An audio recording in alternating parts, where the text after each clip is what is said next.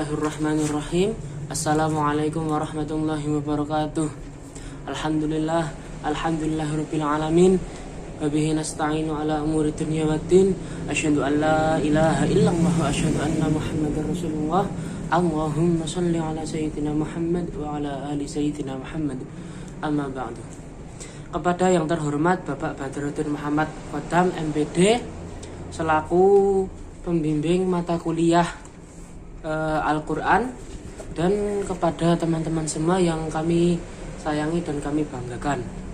Pertama-tama, marilah kita ucapkan rasa puji dan syukur atas kehadirat Allah Subhanahu wa Ta'ala yang telah memberi kita rahmat dan hidayahnya dan juga kesehatan kepada kita semua.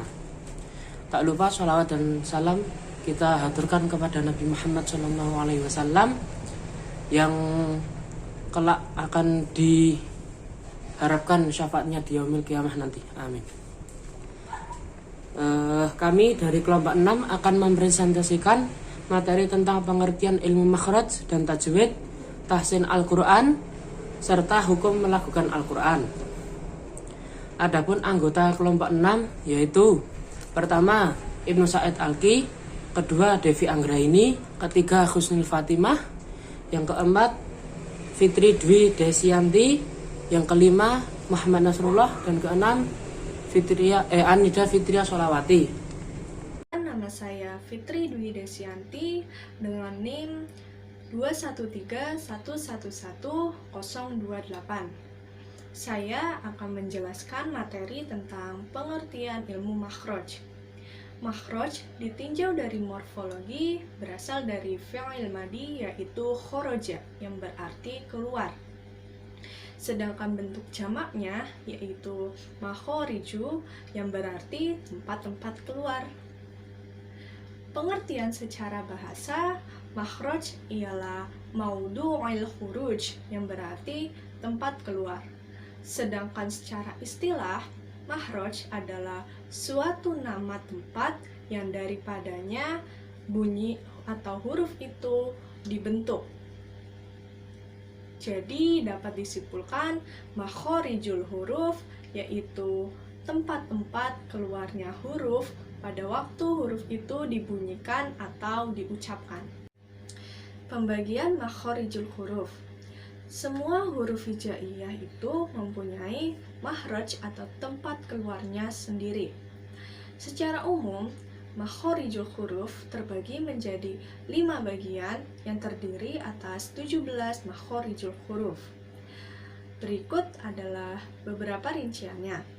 Yang pertama, al-jauf, yaitu kelompok rongga mulut dengan 1 makhraj. Yang kedua, al-hab, yaitu kelompok tenggorokan dengan 3 makhraj. Yang ketiga yaitu al-lisan, kelompok lidah dengan 10 makhraj. Yang keempat, asyafatan, kelompok 2 bibir dengan 2 makhraj. Dan yang kelima, al-khayshum, kelompok rongga hidung dengan 1 makhraj. Saya Muhammad Nasrullah dengan NIM 213111029. Di sini saya akan menjelaskan tentang pengertian ilmu tajwid. Ilmu tajwid adalah suatu ilmu yang mempelajari bagaimana cara membunyikan atau mengucapkan huruf-huruf yang terdapat dalam kitab suci Al-Quran maupun yang bukan. Adapun masalah-masalah yang dikemukakan dalam ilmu ini adalah 1. Makhrajul huruf atau tempat keluar masuknya huruf. Yang kedua, sifatul huruf atau cara pengucapan huruf. Ketiga, ahkamul huruf atau hubungan antar huruf. Yang keempat, ahkamul maddi wal qasr atau panjang dan pendeknya ucapan. Yang kelima, ahkamul waqaf wal ibtida atau memulai dan menghentikan bacaan. Allah Subhanahu wa Ta'ala berfirman dalam surat Al-Muzammil ayat keempat yang artinya, dan bacalah Al-Quran itu dengan pelan-pelan atau tartil atau tajwid. Ayat ini jelas menunjukkan bahwa Allah Subhanahu wa Ta'ala memerintahkan Nabi Muhammad untuk membaca Al-Quran yang diturunkan kepadanya dengan tartil atau dengan tajwid, yaitu memperindah ucapan seperti huruf.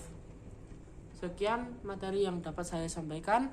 Selanjutnya akan disampaikan materi oleh pemateri selanjutnya. Baik, sebelumnya perkenalkan, nama saya Husnul Fatimah, 213111025. Di sini saya akan melanjutkan materi menyampaikan perihal hukum mempelajari ilmu tajwid. Hukum mempelajari ilmu tajwid secara teori adalah fardu kifayah. Artinya, jika ada sebagian kaum muslimin yang mempelajari ilmu tajwid, maka gugurlah kewajiban sebagai kaum muslimin lainnya untuk mempelajari ilmu tajwid. Sedangkan hukum membaca Al-Quran sesuai dengan kaidah ilmu tajwid adalah fardu ain. Meskipun hukum mempelajari ilmu tajwid fardu kifayah, tetapi membaca Al-Quran dengan baik dan benar adalah keharusan. Hal ini disampaikan dalam firman Allah SWT dalam Quran surat Al-Muzammil ayat 4. A'udzubillahi minasyaitonirrajim. Bismillahirrahmanirrahim. Aurid alaihi warattilil Qur'ana tartila. Artinya, atau lebih dari seperdua itu dan bacalah Al-Quran itu dengan perlahan-lahan. Dalam ayat ini, Allah memerintahkan Nabi Muhammad SAW supaya membaca Al-Quran secara saksama atau tartil. Maksudnya, membaca Al-Quran dengan pelan-pelan, bacaan yang fasih dan merasakan arti dan maksud dari ayat-ayat yang dibaca itu, sehingga berkesan di dalam hati. Perintah ini dilaksanakan oleh Nabi Muhammad SAW sebagaimana Aisyah meriwayatkan bahwa Rasulullah SAW membaca Al-Quran dengan tartil sehingga surah yang dibacanya menjadi lebih lama dari membaca biasa. Dalam hubungan ayat ini, Al-Bukhari dan Muslim meriwayatkan dari Abdullah bin Mughaffal bahwa ia berkata, "Aku melihat Rasulullah SAW pada hari penaklukan kota Mekah sedang menunggang unta. Beliau membaca surat Al-Fat. Dalam bacaan itu, beliau melakukan tarjih atau bacaan lambat dengan mengulang-ulang. Membaca Al-Quran secara tartil mengandung hikmah, yakni terbukanya kesempatan untuk memperhatikan isi ayat-ayat yang dibaca. Saat menyebut nama Allah, si pembaca akan merasakan kemahaagungannya. Sebaliknya, membaca Al-Quran secara tergesa-gesa atau dengan lagu yang baik tetapi tidak memahami artinya adalah suatu indikasi bahwa si pembaca tidak memperhatikan isi yang terkandung dalam ayat yang dibacanya. Adapun keutamaan mempelajari ilmu tajwid adalah bahwa sesungguhnya ilmu tajwid adalah ilmu yang paling utama dan paling mulia, berkaitan dengan kitab yang paling mulia dan paling agung, Al-Quran. Perkenalkan, nama saya Anida Fitria. Di sini saya akan menjelaskan pembahasan tentang tahsin Al-Quran. Pengertian tahsin Al-Quran dalam bahasa Arab yakni hasana yuhsinu tahsinan, yang artinya memperbaiki, membaguskan, mempercantik, dan membuat lebih baik dari semula. Sedangkan Al-Quran secara bahasa berasal dari kata qoro'a yaqra'u Qur'anan, yang artinya bacaan. Dari kedua istilah tersebut, maka dapat disimpulkan bahwa tahsin Al-Quran berarti upaya memperbaiki dan membaguskan bacaan dalam Al-Quran agar lebih mudah memahami makna yang terkandung di dalamnya. Kita harus berhati-hati dalam membacanya, baik dari segi makharijul huruf, sifat-sifatnya, maupun ilmu tajwidnya. Berikut mengapa kita harus belajar tilawah tahsin Al-Quran. Yang pertama, membuat Al-Quran sesuai tajwid itu hukumnya fardu ain. Yang kedua, sebagai untuk memuliakan Al-Quran. Yang ketiga, agar tidak mengubah arti sebuah ayat. Yang keempat, agar bacaan kita menjadi pelipur lara, penyejuk hati bagi kita dan orang lain yang mendengarnya. Dan yang terakhir, agar menjadi sebaik-baik manusia di mata Allah. Berikut adalah penjelasan tentang tahsin Al-Quran dan mengapa kita harus belajar tentang tilawah tahsin Al-Quran. Demikian dari saya. Wassalamualaikum warahmatullahi wabarakatuh. Saya akan menerangkan tentang hukum melakukan Al-Quran. Ada banyak pendapat mengenai hukum melakukan Al-Quran. Namun menurut ijma' ialah 1. Sunnah melakukan Al-Quran karena pada waktu penaklukan kota Mekah, Nabi pernah melakukan surat Al-Fat ayat 1 dengan suara menggelegar. Abdullah bin Mughaffal menggambarkan suara beliau pada saat itu seperti bergelombang dan berirama.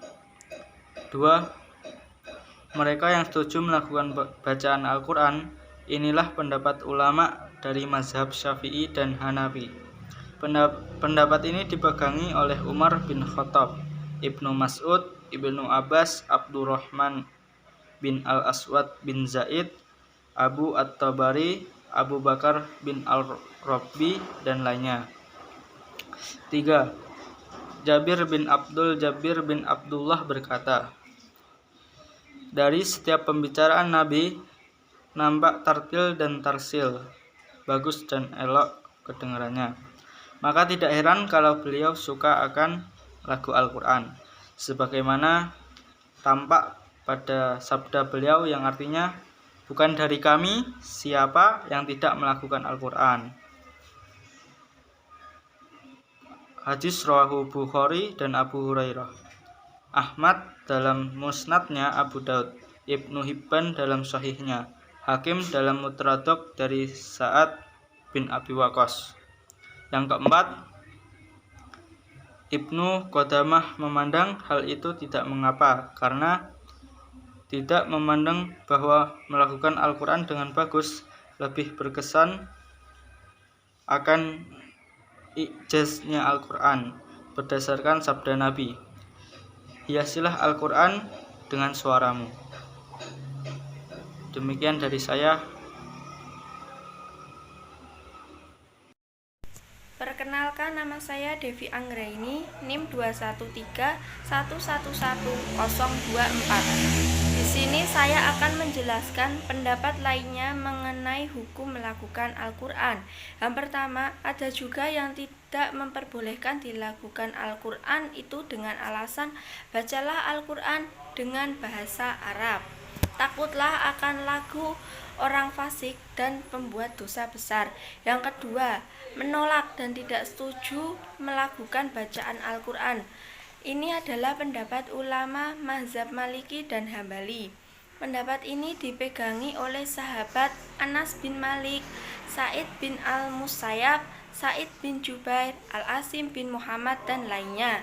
Yang ketiga, dari pendapat-pendapat yang tidak menyukai dilakukan Al-Quran itu dapat ditampung dalam beberapa kesimpulan atau pendapat dari Asy-Syirazi. A. Larangan itu merupakan suatu yang harus diperhitungkan oleh orang-orang ahli. B.